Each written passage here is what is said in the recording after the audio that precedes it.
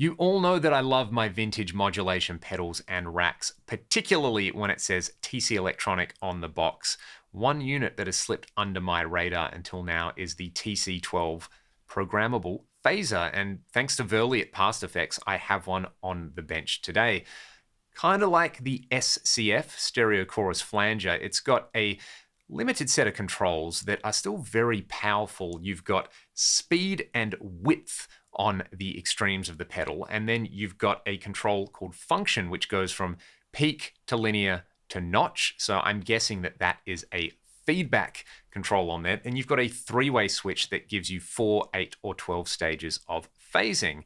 Now it says programmable on there, so you might think that this lets you store presets, but it's got this kind of interesting primitive version of that. The pedal comes with two disembodied jacks, basically. I've got them in my hand here, and you can see they've got different colors at the end. One's red and one's blue. They can be inserted into the program jack over here, essentially to change some of the component values in the pedal. It's a really interesting concept that I'm kind of glad never took off. It's way easier to just have a switch on there and change components internally. I don't know why they did this. Maybe it was a late minute addition or something like that. But imagine if we all had to hang on to these. I can barely remember to pick up all my cables after a gig or my guitar cases, let alone a bunch of tiny jacks like this. But we will hear the effect on the sound. I just want to get started by hearing this in its stock format. So I've got a Fender Buddy Guy Strat straight into the TC12. I've got a clean amp and cab set up in my XII. Let's hear it.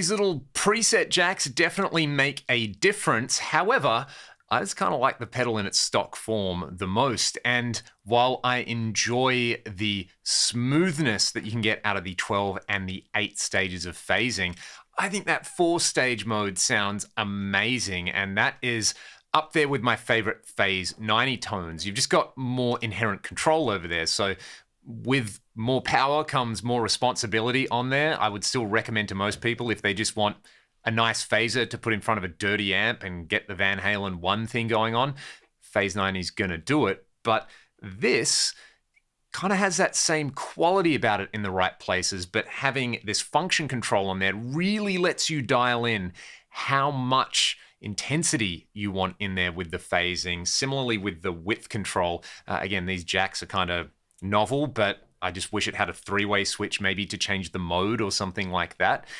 But the overall sound quality is just amazing. And like the SCF, very low noise on here. Everything feels super premium. You know, it's 80s and 90s TC electronic. It is built to last. If you find one of these for a non-ridiculous price and you're into vintage modulation like I am, I would highly recommend it. This jumps straight to the top of my list of desirable phases in there. I really should get a vintage phase 90 at some point. The phase 100 I really like as well, but I'm so glad I got to try this. A massive thank you to Verley at Past Effects. I'd love to hear your thoughts on this TC phaser in the comments section below. Have you tried one of these? Did you own one of these back in the day? Do you still have one? I'd love to hear your thoughts on the pedal and also this kind of very unique and novel programming system on there. If you like what I'm doing on the channel, links to my music and my Patreon in the video description. Otherwise, have a great day, and I will see you all on the next one. Cheers.